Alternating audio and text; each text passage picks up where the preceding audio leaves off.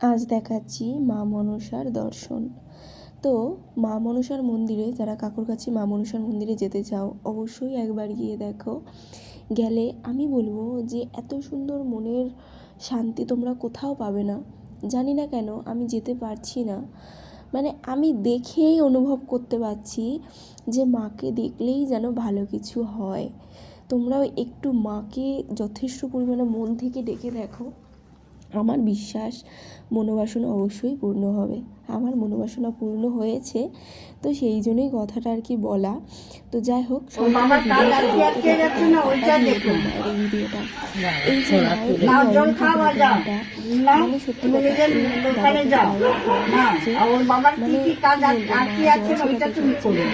এই ছেলের শরীরে এসে কি করবে? মানুষের উপকার করো, শরীরে আসলে হয় না, উপকার করতে হয়। তোমাকে তো বলেছি মানুষের আমি কি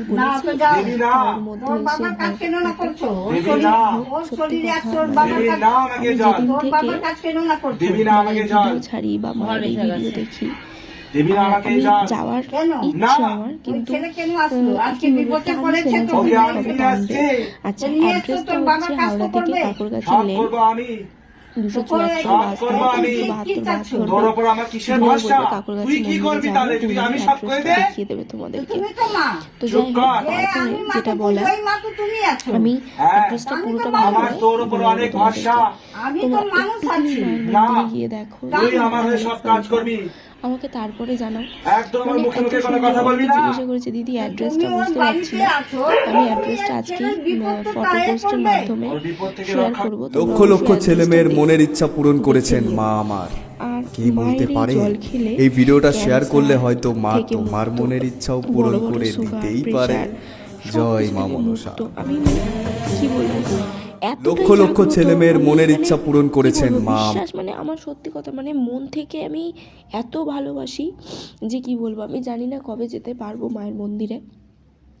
তোমাদেরকে বারংবার বলছি, তোমরা একবার গিয়ে মায়ের মন্দিরে ঘুরে এসো, তারপর তোমরা আমাকে জানিও।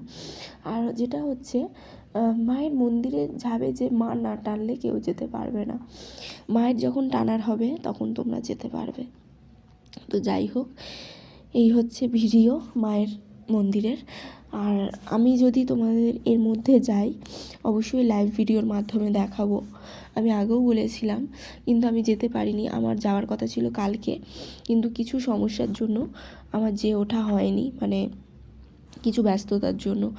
তো যাই হোক, পুরো ভিডিওটা দেখো, ভালো লাগলে অবশ্যই পাশে থাকো।